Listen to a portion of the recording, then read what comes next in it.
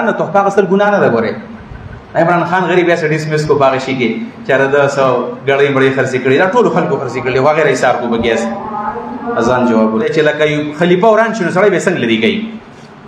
یعنی حسین په مونږ باندې یو قسم احسان عظیم کړی دی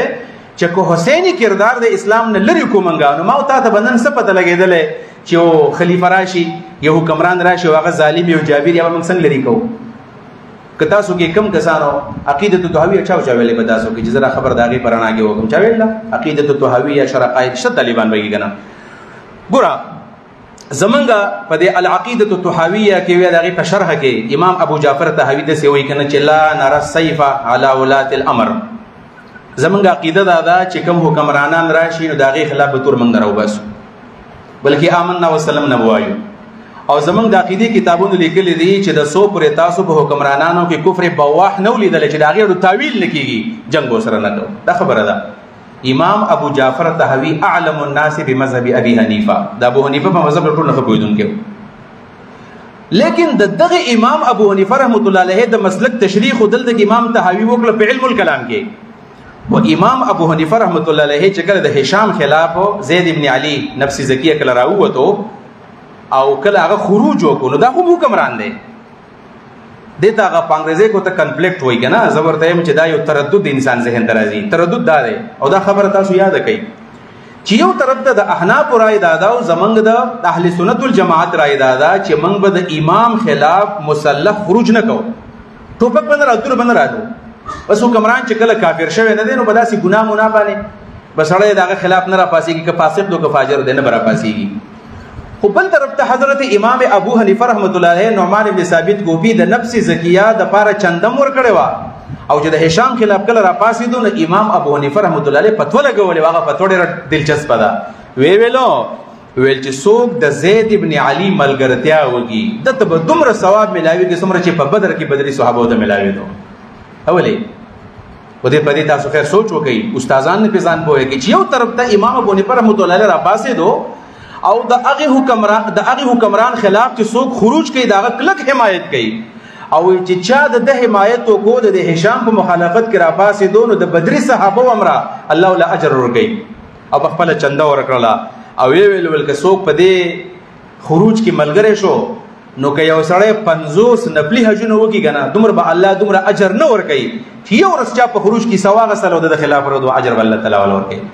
دا د امام بونی پر رحمت الله علیه مسلک دی. اوس دا واوره د امام بونی پسې مسلک خیر دی یادول غواړي خلک کوئی چاره د امام بونی پسې مسلک دا دی او تاسو په کوم طرف باندې روان دي. امام بونی پر رحمت الله علیه مسلک دا دی چې حکمران چې داغه خلاف خروج ناجایز دی. خروج ته ال بغاوت ویل کېږي چې کله دا حکمران دا د مسلمانانو په اتفاقی رائے باندې راشي. په دې خبره ځان پوهیږه د هغه حکمران خلاف موږ بغاوت نه کو چې د مسلمانانو په اتفاقی رائے باندې راشي. اهل الرای اهل الحل والعقد داغه نامینیشن او داغه انتخاب کړی او دویم نمبردار چې جبري بیعت به چانه نه یاغسته په زور به چا مسلط شوی نه د خلاف به سړی خروج نه کوي. هوګي سړی په خپل باندې په غیر شرعي طریقه باندې راغلی دی په هغه طریقه نه راغلی کومه طریقه چې د مسلمانانو داغه خلاف به سړی بغاوت کوي داغه خلاف په خروج کې راوځي. با منصور خلیفہ دی کنه داغه مشهور واقعه ده. خلیفہ منصور دی داغه چې کوم درباری دی ربيع ابن انس ته ویل چې دسې وکړه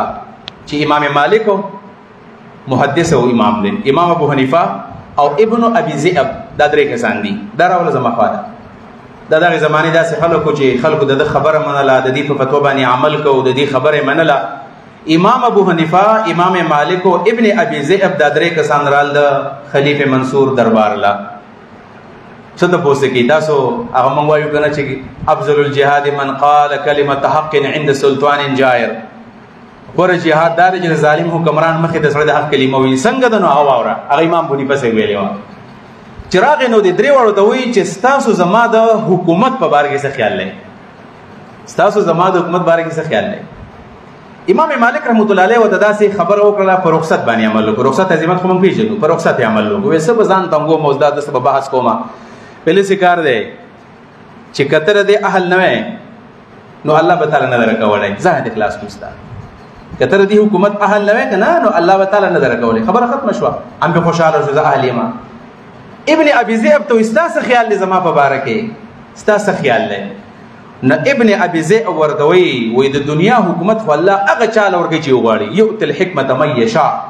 یعنې د الله اراده ده، ښه له یې ورکوي، بد له یې ورکوي، ظالم له یې ورکوي، فاسق له یې ورکوي او عادل له یې ورکوي. دا له یې درکړی دی. خو یاد ساته ګورې منصوره، د آخرت خلافت او حکومت الله هغه چاله ورکوي چې څوک د آخرت د خلافت طلبګاري او د الله نه په صدق دل باندې څوک وغواړي. مطلب دا د دنیا کټکوتلې حکمرانې او د آخرت طلب په تا کې نشته. محمد بن رحمت الله علیه فرمایي کله چې د ابن ابي ذئب دا خبر وکړه منصور دا رنګ جوړ شو، قار شو. ویل ما د دې جلاد ته کتل چې اوس به تور رالي او د ابن ابي ذئب دا سر به وهي او د په وینه به زما او د مالک دا کپړې بسري کیږي. شاید چې مال مقرانی کې علما ته ویل چې ستا سره د امام ابو حنیفه رحمت الله علیه ته وایي. امام ابو حنیفه رحمه الله ورته ویلو ویل زه اول خو داسې وکړه چې کله د ځان دپاره د چا نه تپوس کې غوسه کېږي به نه ویل. حقیقت دی چې کله د چا ته وایې که نه یار زما په دې جمعیت البربیه کې هغه احتساب اوس به وي که نه به احتساب نو ګوره احتساب به ګوره وګورئ چا سره به جګړې مګړې نه کوو چې څه حقیقت یې هغه به وایو داسې که نه او په دې کې به ګوره غوسه کېږي هم نه بیا. نو امام ابو حنیفه ورته ویلو چې ګوره د ځان دپاره کله ته زما نه تپوس کې نو غوسه کېږي به نه ویل نه غوسه کېږم. ویل ستاسو خلافت دی دې ته کلمة الحق وایي. ستاسو خلافت دی، ستا په خلافت باندې د اهل الرای دوه کسان دي متفق شوي. یعنې کم از کم چې دوه کسان خو داسې و چې تا له رای درکړی وی، ته خو د دوو کسانو په اتفاق هم نه راغلی، بس د مسلمانانو خلیفه شوی. نو چې دا خبره ورته کله وکړله ډېر زیات سړی پریشانه شو، ګډوډ شو. ویل ځئ د دربار نه ځئ، ویې شړل درې واړه، وایي ځئ اړو ستاسو زما جوړ لا نه رہی. اوس دومره هوښیار دی دا منصور. د ربیع ابن انس له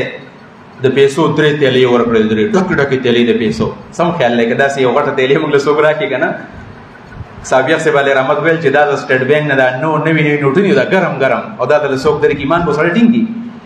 یوه تیلۍ په امام ابو حنیفه پسې ولېږله، یوې په ابن ابي ذئب پسې ولېږله، یوې په امام مالک پسې ولېږله. چونکې امام مالک ته ځان خلاص کړی و نو دې منصور خلیفه د ربیع ابن انس ته وویلو ول که امام مالک ته نه دا روپۍ واغېستلې ورکړه ورله څه ورته مه وایه، که دې دواړو درنه واغېستې سر ولې ووهه مالې سر راوړه. یعنې امام مالک خو زما خلاف نه دی کړی، خیر دی پیسې دې والي. حکمران نه تحفه اخیستل ګناه نه ده. ګورې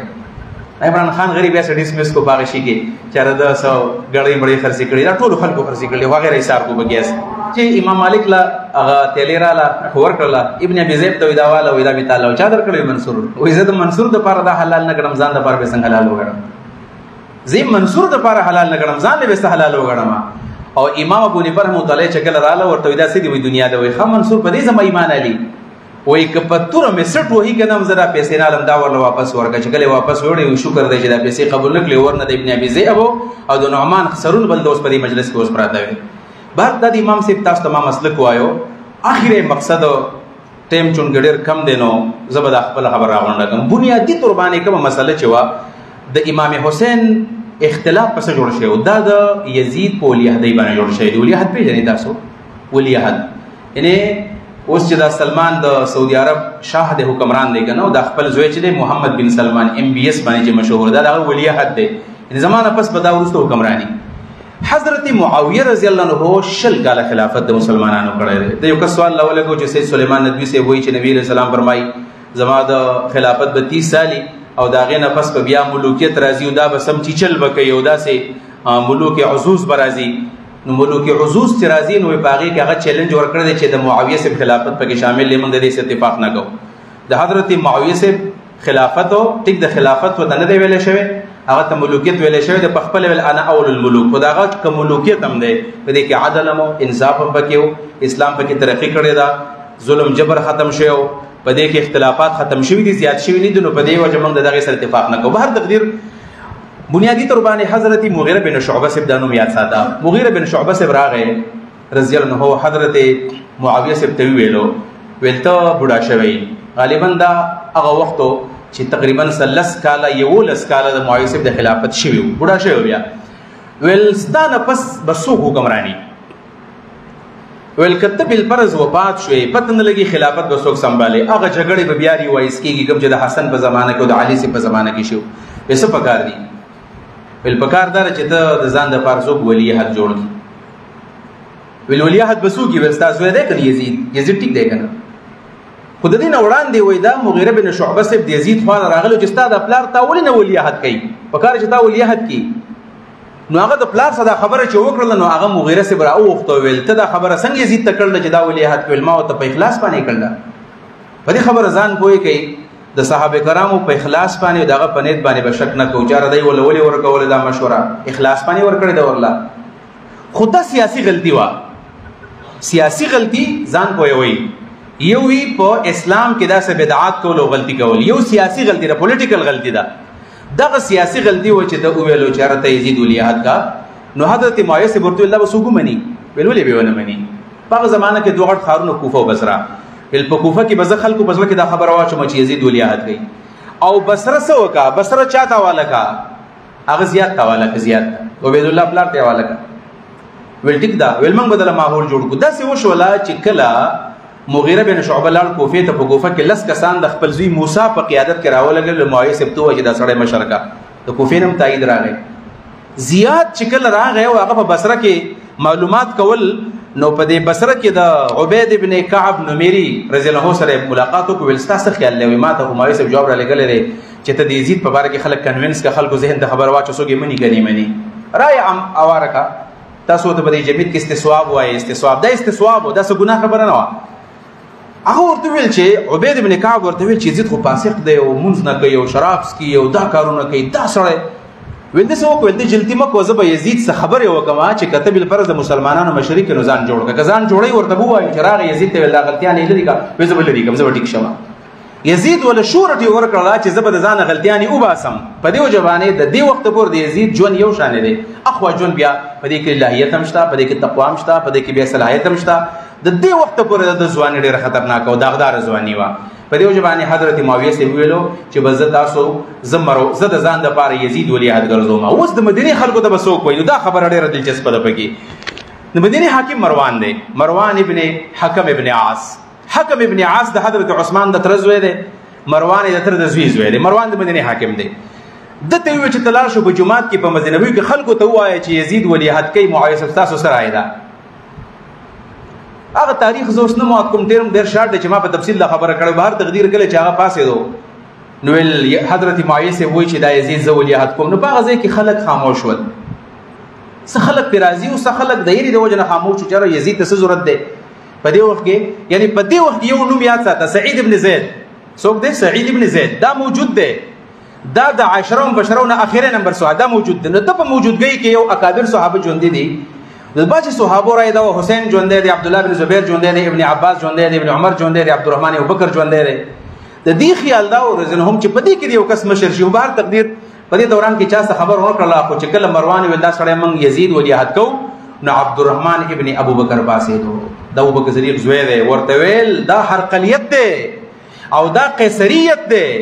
چې بلار دی په خپل جون باندې زوی ولیعهد ګرځي دا موږ نه منو بس پرې د مسلمانانو ته چې مسلمانانو سو ځان لپاره مشر جوړي معاویه سب تو آیا چې ولیعهد م جوړوا دغه ځین اختلاف شروع شو اختلاف دا دی دغه اختلاف شروع شو دا اختلاف چا وکړو دا اختلاف عبدالرحمن ابن ابو بکر دا ابو بکر صدیق صاحب ډېر بزرګ خلک دی ګوره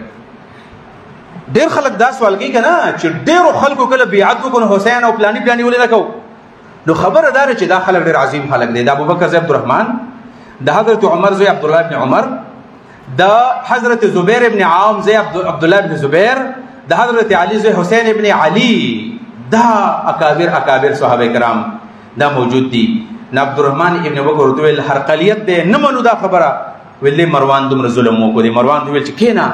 ستاسو د خاندان په باره کې خو الله آیت نازل کړی دی چې والذي قال لوالديه اف لكما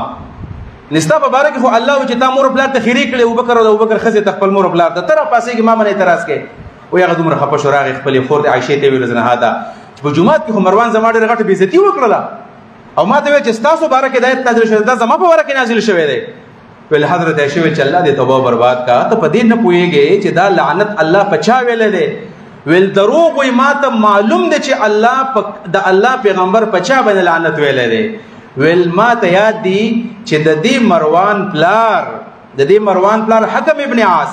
دا نبی علیہ السلام د مدینه نه شړلې ولی شړلې دوه وجوي یو داوا د نبی علیہ السلام رازونه به خلکو تخکارا کول دویم د نبی علیہ السلام په خېبه کول ویل دا حکم ابن عاص نبی علیہ السلام شړلو د مدینه نه طائف ته تللی ویل دا د پخېټه کې په وخت په ملا کې دا نو پیدا چې کله یعنی دا چې کله طائف ته تلو د پملا کې د نطفه چې کله الله تعالی پیغمبر دا لګل شړلې او نن دا ستا په باره کې دا خبره کوي چې ستا باره کې الله آیت را لېږلی دی. دا هغه خبره وکړه چې